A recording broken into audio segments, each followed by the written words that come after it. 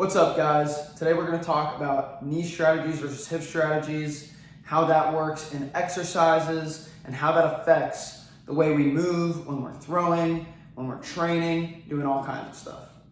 So what is a knee strategy? A knee strategy is a movement strategy in which we're using our knee extensors more than we're using our hip extensors, biasing the quads more than we would bias our glutes or hamstrings. A hip strategy is a movement strategy in which we're biasing our glutes and hamstrings more than we're biasing our quads. So our hip extensors are doing the majority of the work. So the reason why a hip strategy is going to bias our hip extensors is because we're going to have a longer lever arm at the hip from our ground reaction force.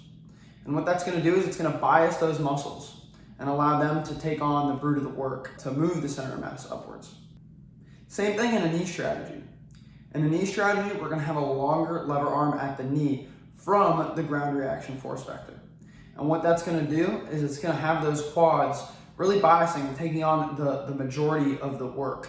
Now, this is a really important concept to understand when deciding what exercises you want to include in your training program and exactly what movements you're trying to either improve or create completely. Movements like an RDL or a deadlift are going to put us in a hip strategy, really biasing those hip extensors, your glutes and hamstrings.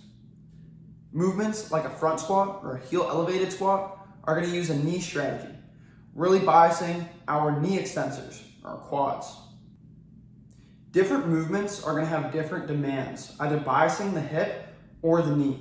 So it's really important to train both the knee and the hip strategy and make sure that we have strength in both our knee extensors and our hip extensors.